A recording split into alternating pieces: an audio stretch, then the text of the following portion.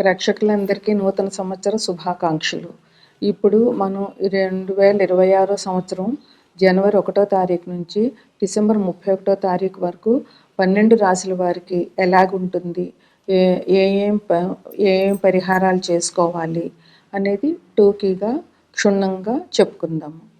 ఈ 2026 సంవత్సరము మార్చి 19వ తారీఖు ఉగాది అయింది. ఉగాది నుంచి ఈ ఉగాది తెలుగు పేరు ఏంటంటే పరాభవ నామ సంవత్సరం. అందువల్ల ఉగాది మార్చి 19 నుంచి వచ్చే సంవత్సరం 27 మార్చి ఇంచుమించుగా మార్చి వరకు ఈ పరాభవ నామ సంవత్సరం ఉంటుంది.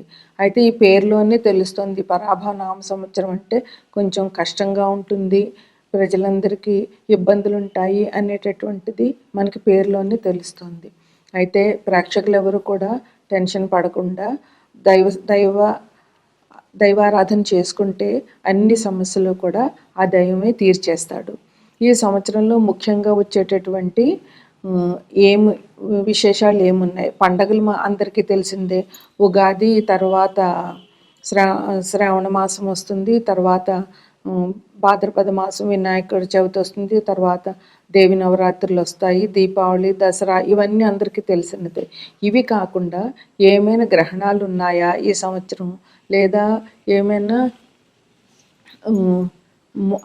అధిక మాసాలు ఉన్నాయా, మూఢాలు ఎప్పుడున్నాయి, ఇటువంటి విషయాలు నేను ఇప్పుడు చెప్తాను.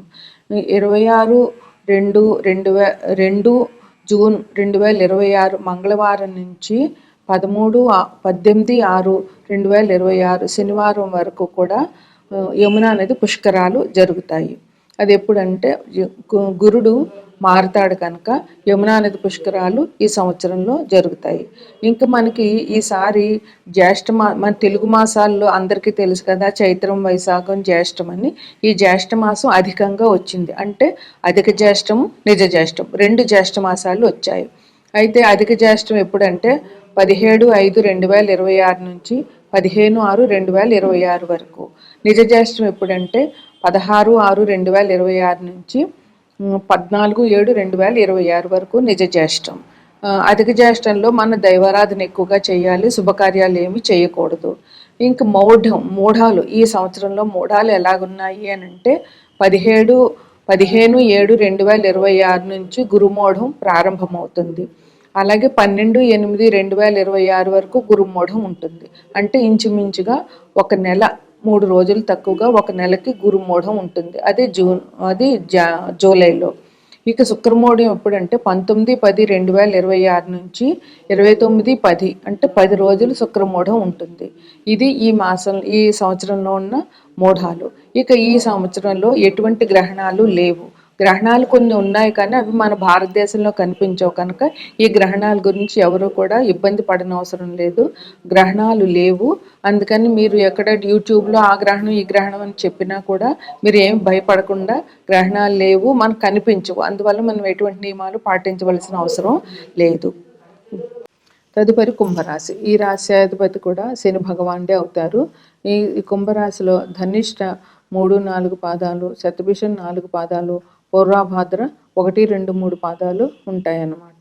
ఈ రాశి వారికి జనవరి, ఫిబ్రవరి, మార్చి బాగానే ఉంటుంది, పర్వాలేదు.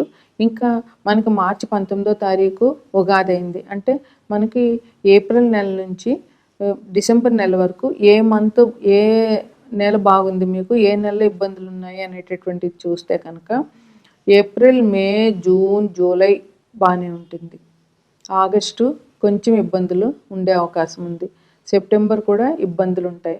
అక్టోబరు మిశ్రమంగా ఉంటుంది. నవంబర్ బాగుంటుంది. డిసెంబర్ బాగుండదు. అంటే మీకు టోటల్గా చెప్పాలంటే మిశ్రమ ఫలితాలు ఉన్నాయని చెప్పచ్చు ఈ నెలలోనూ. ఇక మీకు రాశ్యాధిపతి శని భగవానుడు.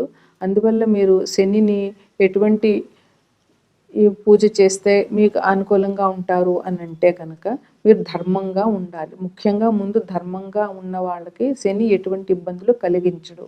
అందువల్ల మీరు ధర్మబద్ధంగా ఉండండి. మీ తల్లిదండ్రులను బాగా చూసుకోండి. మీ ముసలి వాళ్ళు ఎవరైనా ఉంటే లేదా వాళ్ళని బాగా చూడండి. వృద్ధాశ్రమాల్లో మీరు చేతనైనంత సహాయం చేయండి. అలాగే అందువల్ల మీకు ఎటువంటి ఇబ్బందులు లేకుండా ఏ సమస్య వచ్చినా కూడా మీరు పరిష్కరించగలుగుతారు. ఇంకా ముఖ్యంగా ఈ రాశి వారికి, అన్ని రంగాల వారికి కూడా ఇదే రకమైన ఫలితాలు ఉంటాయి, మిశ్రమ ఫలితాలుగా ఉంటాయి.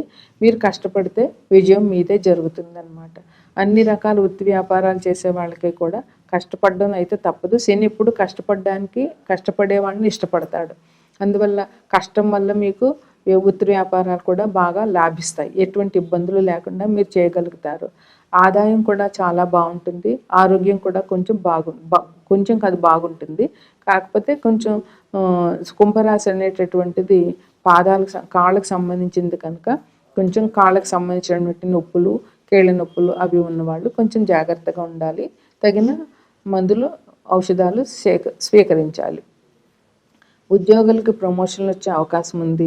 మీకు ఎప్పటి నుంచో రావాల్సిన బాకీలు ఏమైనా ఉంటే కూడా అవి వచ్చేసే అవకాశం ఉంది. దూర ప్రయాణాలు మీకు కలిసి వస్తాయి, ఎటువంటి ఇబ్బందులు ఉండవు. ఇంకా మీకు జరిగేటటువంటి నష్టాలు ఏంటి అంటే అపవాదులు ఉంటాయి, అవమానాలు ఎదుర్కొంటారు. తప్పకుండా కొంచెం ఇబ్బందిగా ఉంటుంది. ఆరోగ్యం కూడా కొంచెం దెబ్బతినే అవకాశం ఉంటుంది. అంటే మనం ఏ నెలలు బాగోలేవు అనుకున్నామో ఇంచుమించుగా ఆ టైంలో మీకు ఈ అనారోగ్యాలు, ఈ అపవాదులు అవి రావచ్చు. అందుకని జాగ్రత్తగా ఉండండి. వ్యాపారంలో కూడా కొంచెం జాగ్రత్తగా ఉండండి. కొంచెం నష్టాలు వచ్చే టైం ఉంటే కనుక అప్పుడు కొత్తగా పెద్ద పెట్టుబడులు పెట్టకుండా తక్కువగా వ్యాపారాన్ని ఆలోచించుకుని నడుపుకోండి. శారీరక శ్రమ ముఖ్యంగా ఉంటుంది.